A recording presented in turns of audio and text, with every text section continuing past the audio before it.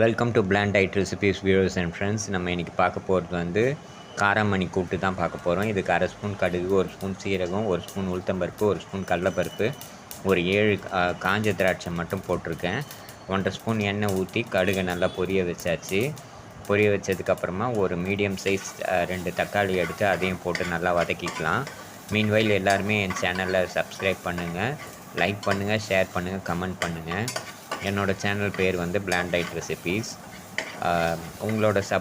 உங்களோட சப்போர்ட் தான் எனக்கு ரொம்ப முக்கியம். மீன்வைல் நான் போஸ்ட் பண்ணுற எல்லா வீடியோஸுமே வந்து அல்சர் பேஷண்ட்டுக்கும் அப்புறமா வயிறு சம்மந்தப்பட்ட ப்ராப்ளம் இருக்கவங்களுக்கு யாரெல்லாம் காரம் சாப்பிட முடியாதோ இல்லை மசாலாலாம் சாப்பிட முடியாதோ அவங்களுக்காக தான் நான் இந்த வீடியோஸ் எல்லாமே போஸ்ட் பண்ணுறேன். ஸோ அவங்கெல்லாம் வந்து காரம் சாப்பிடாம எப்படி விதவிதமாக ரெசிபீஸ் பண்ணி டிஷ்ஷஸ் பண்ணி சாப்பிட்லான்றதுக்காக தான் நான் ஒவ்வொரு விதமான ரெசிபீஸ் ரெடி பண்ணி நான் டெய்லி போஸ்ட் பண்ணுறேன். ஸோ அதை எல்லாருமே பாருங்கள். பார்த்துட்டு உங்கள் வீட்டில் யாராவது அல்சர் பேஷண்ட்டோ இல்லை வயிறு சம்மந்தப்பட்ட பேஷண்ட்டோ யாருக்காவது காரம் சாப்பிட முடியாது, மசாலா சாப்பிட முடியாது அப்படின்றவங்க யாராவது இருந்தாங்கன்னா அவங்களுக்கு இந்த வீடியோ ஷேர் பண்ணுங்கள். ஸோ தட் அவங்களுக்கு ரொம்ப ஹெல்ப்ஃபுல்லாக இருக்கும்.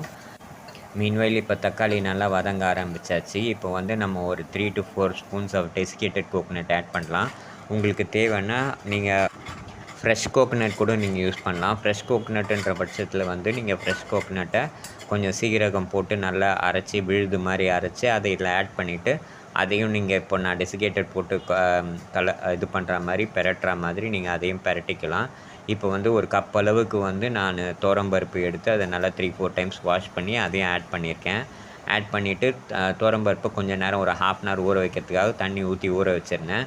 மீன்வைல் நான் வந்து காராமணி சின்னதாக கட் பண்ணிவிட்டு இது வந்து நான் போடுற போர்ஷன் வந்து 2 பேருக்கு தகுந்த மாதிரி அளவு. உங்களுக்கு எவ்வளோ தேவையோ அவ்வளோ போட்டுக்குங்க.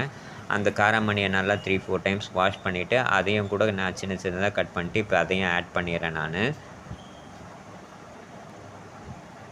காராமணி கட் பண்ணும்போது கொஞ்சம் பார்த்து நீங்கள் ரொம்ப ஒரு பொடியாக கட் பண்ண வேண்டாம். ஒரு ஓரளவுக்கு மீடியமான சைஸில் கட் பண்ணிவிட்டு போட்டிங்கன்னா தான் அது உங்களுக்கு வந்து கடைசி எல்லாமே வந்து ப்ராப்பராக முடிஞ்சதுக்கப்புறமா கொஞ்சம் கூட்டில் வந்து அப்படியே இருக்கும். இல்லைன்னா வந்து ரொம்ப குழஞ்சி போயிடும். இப்போ ஹை ஃப்ளேமில் 4 விசில் வச்சுக்கலாம். வச்சதுக்கப்புறமா இப்படி தான் இருக்கும். கொஞ்சம் தண்ணி இருக்குது, அதனால் நான் கொஞ்சம் சுண்ட வைக்கிறேன். மீன்வைல் அல்சர் பேஷண்ட், கேஸ்ட்ரோ பேஷண்ட்ஸ்லாம் ஒரே மாதிரி சாப்பிடாம விதவிதமாக சாப்பிடணும் அப்படின்ற ஒரு ஆசையினால தான் நான் இந்த மாதிரி விதமான டிஷ்ஷஸ் ரெடி பண்ணி போடுறேன். மீன்வைல் இந்த வீடியோ நான் போஸ்ட் பண்ணும்போது இந்த டிஷ்ஷை நான் சாப்பிட்டு பார்த்துட்டேன், நல்லா இருக்குது. இப்போ தண்ணி ஜாஸ்தியாக இருக்கிறதுனால சுண்ட வைக்கிறேன். அல்சர் பேஷண்ட் எல்லாமே வந்து வெறும் பிளாண்ட் டயட்னா வெந்த சாதம், அவிச்ச காய்கறி, அப்புறமா தால் மட்டுமே சாப்பிட்ணுன்னு அவசியம் கிடையாது. இந்த மாதிரி ட்ரை பண்ணி சாப்பிட்டாங்கன்னா கூட அவங்களுக்கு எந்த விதமான ப்ராப்ளமும், வயிற்றுக்கு எந்த ஒரு இரிட்டேஷனும், எந்த ஒரு பாதிப்புமே வராது. இப்போ கொதிக்கும் போதே வந்து நம்ம வந்து கருவேப்பிலையும் கொத்தமல்லியும் ஆட் பண்ணிடலாம். ஸோ தட் அது நல்ல அந்த எசன்ஸ் வந்து ஃபுல்லாக உள்ளே இறங்கும். இப்போ வந்து தண்ணி இப்படி இருக்கிறதுனால ஒரு 5 to 10 மினிட்ஸ் நல்லா கொதிக்க வச்சிடலாம். இந்த 4 விசில் வச்சதோடு போதும். அகெயின் நீங்கள் வந்து மூடி திருப்பிலாம் விசில் வைக்க வேண்டாம். இதை அப்படியே கொதிக்க வச்சு கொஞ்சம் தண்ணி சுண்டுற அளவுக்கு வச்சுக்கோங்க. ஏன்னா நம்ம வந்து லெமன் ஆட் பண்ண போகிறோம். ஏன்னா தண்ணி ஜாஸ்தி இருந்ததுன்னா லெமன் ஊற்றிட்டு ஒரு 15-20 மினிட்ஸ் நீங்கள் கொதிக்க வச்சிங்கன்னா கசப்பு தட்டிடும். ஸோ அதனால் வந்து ஃபஸ்ட்டே நீங்கள் வந்து அதுக்கு முன்னாடியே லெமன் ஊற்றுறதுக்கு முன்னாடியே தண்ணி நிறைய இருந்ததுன்னா தண்ணியை கொஞ்சம் கம்மி பண்ணுறதுக்காக கேஸில் ஹை ஃப்ளேமில் வச்சு நல்லா சுண்ட வச்சுக்கோங்க. நீங்கள் அந்த சுண்டிகிட்டே இருக்கும்போது கொஞ்சம் லைட்டாக கலந்து விட்டுகிட்டே இருக்கணும், இல்லைனா அடி பிடிச்சிரும். ஸோ அதனால் நல்லா வந்து நீங்கள் கொஞ்சம் கலந்து விடணும். கலந்து விடும்போது பார்த்து கொஞ்சம் ஜென்டிலாக கலந்து விடணும். ஏன்னா வந்து காராமணி ரொம்ப மென்மையான பொருள். அது இல்லாமல் நம்ம 4 விசில் வச்சுருக்கிறதுனால அது ரொம்ப குழஞ்சி போகிறதுக்கு உண்டான அதிகப்படியான வாய்ப்பு இருக்குது. ஸோ அதனால் வந்து நீங்கள் பொறுமையாக தான் கலரணும். அதை ரொம்ப வேகமாக கலர்னிங்கன்னா குழாயிடும். மீன்வைல் நானும் கூட ஒரு அல்சர் பேஷண்ட் தான். நானும் இனிஷியல் ஸ்டேஜஸில் வந்து வெறும் வெந்த சாதமும் அவிச்ச தால், அப்புறமா அவிச்ச காய்கறி இது இப்படி தான் சாப்பிட்டுட்டு இருந்தேன். அப்புறமா டிஃப்ரெண்ட்டாக சாப்பிட்ணும், ஒரே மாதிரி சாப்பிட்டு போர் அடிச்சதுன்றதுனால டிஃப்ரெண்ட்டாக ட்ரை பண்ணி ஒவ்வொரு டிஷ்ஷஸாக நான் வந்து இந்த மாதிரி பண்ணலாமா அந்த மாதிரி பண்ணலாமான்னு கொஞ்சம் யோசித்து தான் பண்ணி டிஃப்ரெண்ட்டாக நான் ட்ரை பண்ணி சாப்பிட்டேன். நான் இப்போ 2 இயர்ஸாக 2½ இயர்ஸாக நான் செல்ஃப் குக்கிங் தான் பண்ணுறேன். ஸோ அதனால தான் எனக்கு இவ்வளோ கொஞ்சம் ஓரளவுக்கு தெரியுது. அதை வந்து நமக்குள்ளேயே வச்சுக்க கூடாதுன்றதுனால தான் நான் இதை வந்து டெய்லி வீடியோஸாக போஸ்ட் பண்ணுறேன். ஸோ தட் இது அல்சர் பேஷண்ட்டுக்கோ இல்லை வயிறு சம்மந்தப்பட்ட பேஷண்ட்டுக்கோ இல்லை கிட்ஸுக்கெல்லாம் கூட காரம் பிடிக்காது. அதே மாதிரி வந்து டெலிவரி பண்ண குழந்தை பெற்றுக்கின உமன் கூட லேடிஸ் கூட வந்து இதை ட்ரை பண்ணலாம். ஏன்னா அவங்க கூட 1 வீக் வந்து பத்தியத்தில் தான் இருக்கணும். அதே மாதிரி போஸ்ட் ஆப்ரேஷன் பண்ணி 1 வாரம் 10 நாளைக்கு அவங்களும் வந்து டயட் கண்ட்ரோலில் காரம் எண்ணெய் அதெல்லாம் அதிகம் சாப்பிடக்கூடாத நிலமையில தான் இருப்பாங்க. அவங்க கூட இதை ட்ரை பண்ணி பார்க்கலாம். இதை சாப்பிட்றதுனால வயிற்றுக்கோ இல்லை வேறு எந்த பிரச்சனையுமே வரவே வராது. ஏன்னா இதில் எந்த விதமான காரமோ எந்த விதமான மசாலாவோ நான் ஆட் பண்ணல. அடிக்கடி இந்த மாதிரி கலந்து விட்டுக்கோங்க. ஸோ தட் அப்போ அடி பிடிக்காமல் இருக்கும். நீங்கள் எல்லாம் என் வீடியோவை சப்போர்ட் பண்ணி பார்த்து கமெண்ட் பண்ணி உங்கள் ஃப்ரெண்ட்ஸுக்கும் இதை ஷேர் பண்ணி அவங்களையும் சப்ஸ்கிரைப் பண்ண சொல்லுங்கள் என்னோடய சேனலை. அப்போ தான் என்னால் வந்து புதுசான டிஷ்ஷஸோடு வர முடியும். இப்போ வந்து நம்ம எலுமிச்சம்பழம் சாறு வந்து ஆட் பண்ணியிருக்கோம். இந்த எலுமிச்சப்பழ சாறில் மீடியம் சைஸ் எலுமிச்சம்பழம், 1½ ஸ்பூன் வந்து உப்பு, அதே மாதிரி வந்து 3 ஸ்பூன் வந்து அரோட்டி மாவு போட்டிருக்கேன். அரோட்டி மாவு எதனால் போடுறேன்னா வயிறுக்கு அவ்வளோ நல்லது. அது அல்சரோ இல்லை வேறு விதமான வயிறு சம்மந்தப்பட்ட ப்ராப்ளம் இருக்கிற பேஷண்ட்டுக்கு இது ரொம்ப நல்லது. வயிற்றை வந்து நல்லா சேஃப்கார்ட் பண்ணும். எந்த ஒரு இரிட்டேஷனும் எந்த ஒரு ப்ராப்ளமும் வராமல் தடுக்கிறதுக்கு இந்த வந்து அரோட்டி மாவு ரொம்ப ஹெல்ப்ஃபுல்லாக இருக்கும்.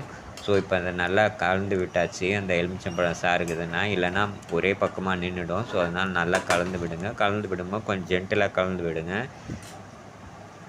மீன்வைல் என்னோடய சேனலை எல்லாருமே சப்போர்ட் பண்ணுங்கள். ஸோ தட் எனக்கு வந்து இன்னும் கூட மோட்டிவேஷ்னலாக இருக்கும். அடுத்தடுத்து என்ன செய்யலான்ட்டு உங்களோட கமெண்ட்ஸ் தான் எனக்கு வந்து ரொம்ப மோட்டிவேஷ்னலாக இருக்கும். நீங்கள் கமெண்ட் பண்ணுங்கள். நான் எங்கேயாவது தப்பு பண்ணேன்னா அதையும் ஐடென்டிஃபை பண்ணி இந்த சேனலில் கமெண்ட் பண்ணுங்கள். ஸோ தட் வந்து அதை நான் ரெக்டிஃபை பண்ணுறதுக்கு எனக்கு ரொம்ப ஹெல்ப்ஃபுல்லாக இருக்கும். இப்போ ஆல்மோஸ்ட் சுண்டிடுச்சு. இன்னும் ஒரு 5 மினிட்ஸ் வச்சோம்னா கரெக்டாக இருக்கும். அதிக நேரம் வைக்க முடியாது லெமன் ஊற்றுனதுனால. 7 to 10 minutes maximum. அதுக்கு மேலே வச்சிங்கன்னா கசப்பெடுக்க ஆரம்பிச்சிடும். ஸோ இந்த மாதிரி டிஃப்ரெண்ட்டாக சாப்பிட்றதுனால கொஞ்சம் வந்து அந்த வயிறு சம்மந்தப்பட்ட அல்சர் பேஷண்ட்டுக்கோ இல்லை வேறு விதமான கேஸ்ட்ரோ ப்ராப்ளம் இருக்க பேஷண்ட்டுக்கோ இல்லை லிவர் சம்மந்தப்பட்ட ப்ராப்ளம் இருக்க பேஷண்ட்டுக்கோ யூனிஃபார்மாக ஒரே மாதிரி சாப்பிடாம இந்த மாதிரி ட்ரை பண்ணி பார்த்தாங்கன்னா அவங்களுக்கும் வந்து இன்னும் கொஞ்சம் சாப்பிட்ணும், இன்னும் ஒரு புடி எக்ஸ்ட்ரா சாப்பிட்ணுன்ற ஒரு ஆசையும் ஒரு ஹாப்பினஸ்ஸும் இருக்கும். ஸோ அதுதான் என்னோடய மெயின் மோட்டோ. அவங்களுக்கு போய் அந்த மாதிரி பேஷண்ட்ஸுக்கு அந்த மாதிரி முடியாதவங்களுக்கு இது போய் சேரணும்.